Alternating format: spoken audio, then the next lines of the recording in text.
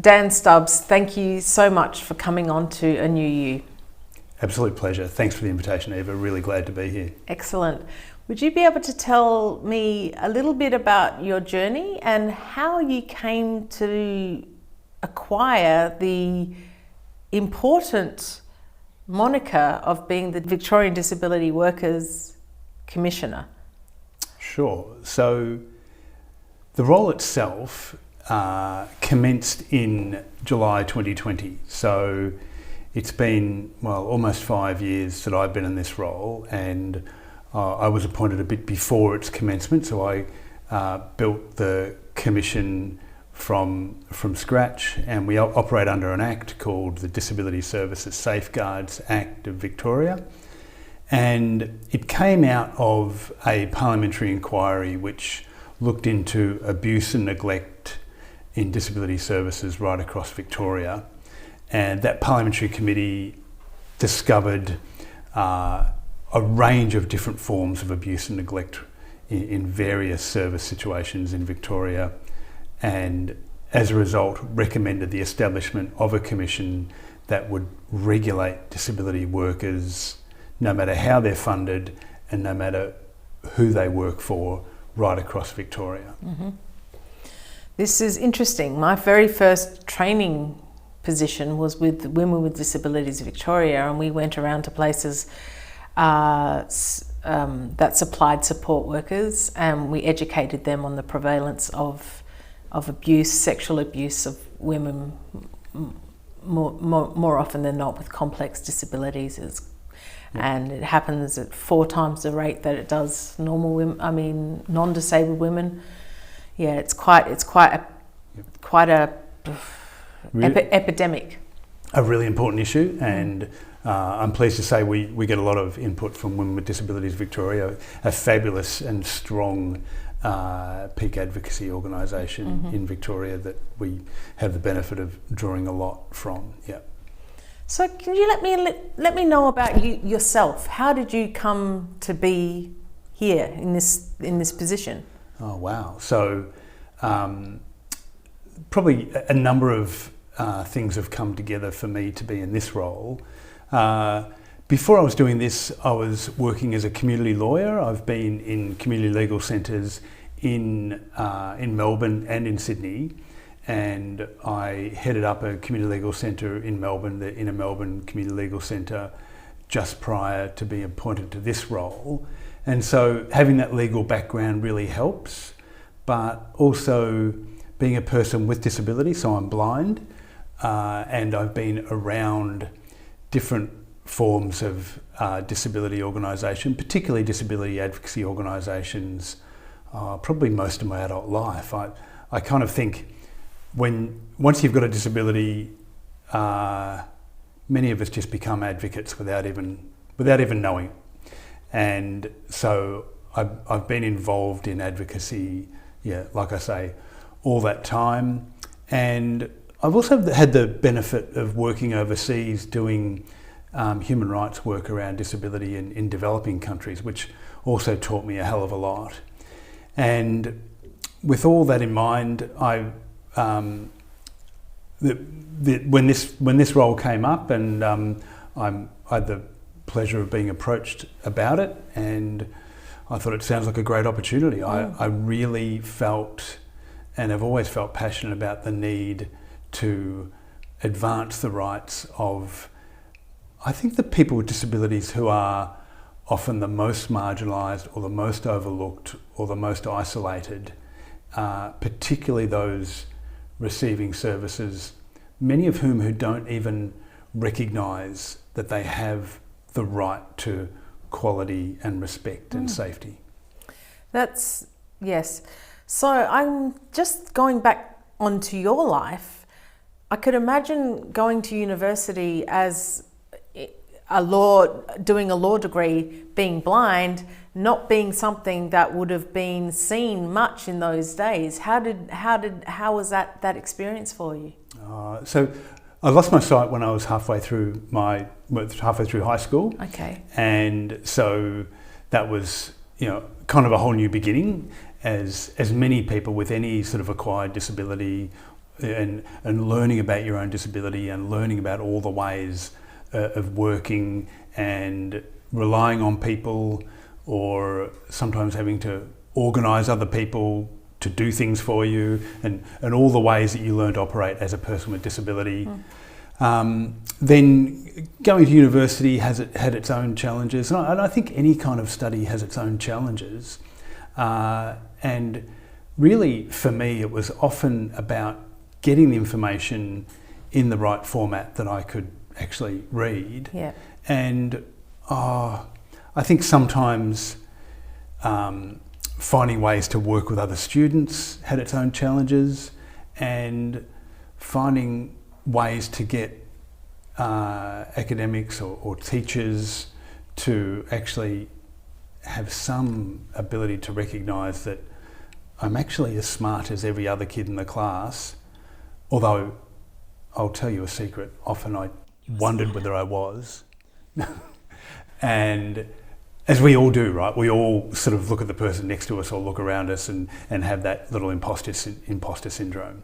And I wondered whether I was, but really it just, that whole process of convincing others that their job is to teach me, and to get me the information in whatever format I need, so I have access to whatever the person next to me's got access to. And I think that doesn't change in a whole range of different disabilities. The format might change and the method of learning it might change, but the obligation on teachers is still right there, I think. Absolutely. So can you tell me what the focus of the Commission is, and how does it create change? Yeah, so as I said, we regulate disability workers, and the idea of what a disability worker is quite broadly defined, and I think that's good.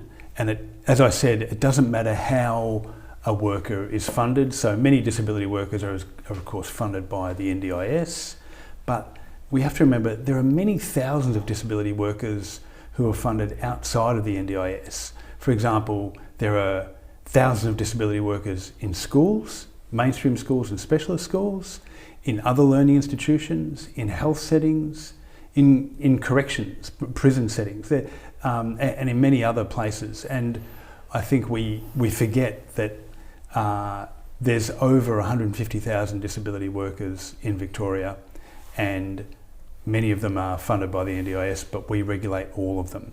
We require them to abide by a code of conduct, and we take complaints about anyone who contravenes that code of conduct. And it's not just about safety. I think some of the most important complaints we get are about disrespect of people with disabilities.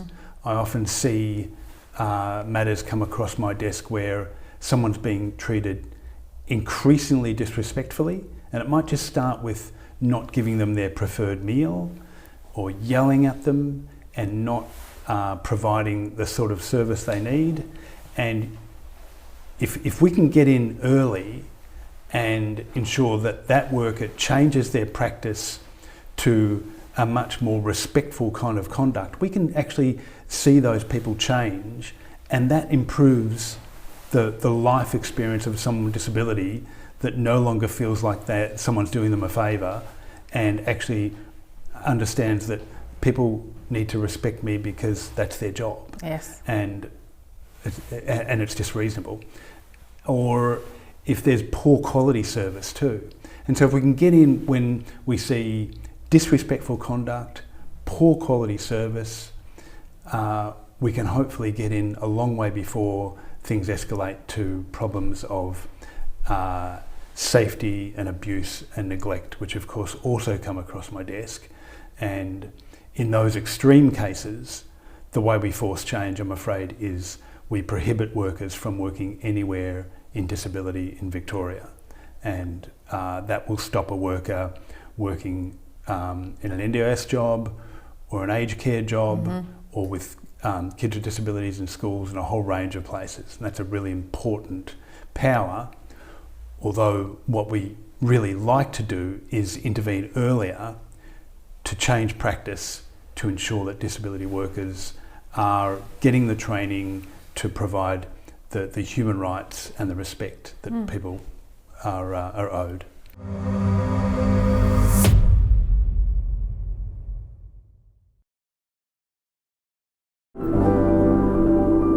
I just have this concept when I hear the word commissioner that you're doing such big work, but what you're describing to me now is like the minutiae. You're talking about how people behave. You're talking about people's attitudes. How does the commissioner gain access to that small part of life? Well, I think it is big work. It's the most important job I've ever done. And I feel like I don't even get to know enough. I get access to that because, you know, I have the benefit of an amazing team of people in the Commission, and we have very experienced people who receive the complaints and notifications that come into the Commission, and the people that take those calls understand disability services and are able to work through what those complaints are and how they're disrespectful. Because of course people making a complaint often don't know exactly how it relates to maybe contravening the code of conduct, but they know at some level it's wrong. And I always think, you know, someone who comes to us with a complaint, particularly a person with disability or their family member, they're probably doing the hardest thing we're ever asking anyone to do. That's complain about your support worker. And I always am so incredibly grateful and moved by those people who are being so brave and so courageous to bring that to us. And the very least we can do is take it seriously and follow it up. Sometimes we'll follow up with the support worker. If it's required, we'll open an investigation. We employ a team of investigators who go and investigate certain serious conduct, and sometimes we'll escalate it from there. So we don't have inspectors going around all of Victoria observing what's going on in disability services. We're relying on really people with disabilities, their family members, other workers. We have great disability workers in this state who ring us up with concerns about what's going on in services, and we can act on that. We also have managers of workers who will call us up and notify us when they believe a person with disability is being put at risk of harm. So we hear from the sector about problems in the sector because I believe people want to see as a whole, a good quality sector across Victoria. And if someone leaves one service because they've done something terrible, we want people to tell us so that that person doesn't just go and perpetuate that behaviour somewhere else. How do you see the Commission furthering the vital work of disability workers here in Victoria? One of the other functions we have is in relation to registration of disability workers, and we're the only ones in the country that have a registration scheme which not only has that requirement for a criminal record check, which is what the NDIS worker screen does, but we also have requirements on workers where they have to meet certain standards, and so those standards include things like they have to have a certain amount of experience or qualifications. They need to have ongoing training, so continuing professional development and some other standards like that. And at the moment that registration scheme is voluntary, and ultimately we see that registration scheme becoming a requirement of disability workers, and ideally it would be a national scheme where we see all disability workers, and this will take years because you need to plan this out so that disability workers know in a certain number of years' time they'll be required to register, and that will over time see a gradual lifting of the standards. And I want to say that so many disability workers already provide a really good standard of service, and to become registered would be quite easy for them. And those workers who we talk to who voluntarily register say, well, I'm proud to be a disability worker and I want to register because I want to show that I'm good. And that's what they're doing. And that whole process of showing that you're good and showing that you're in the sector for the long haul, you're not doing it as a part-time thing for a couple of years, but you're actually a committed disability worker, I think is a great thing to show that this is not just a thing someone does for a year. It's a profession. It's work that takes skill and perseverance and certain capabilities and certain training. Absolutely. It's not a frivolous exercise at all. No. You're dealing with people at their most vulnerable. You're dealing with people when they need the most help, they need the most trust of the person that they are working with. It's almost like you could see the registration as being kind of like a badge of honour, really, in a way, isn't it? I think so. Yeah. And so we have a public register of everyone who's registered. So if you're wondering if your worker's registered, you can just look up the Disability Worker Commission and find the registered worker list there. And I think over time we're wanting actually people with disabilities to say to their worker, you should be registered with the Victorian scheme, to encourage them to make sure that they meet that standard and are proud to be in this sector.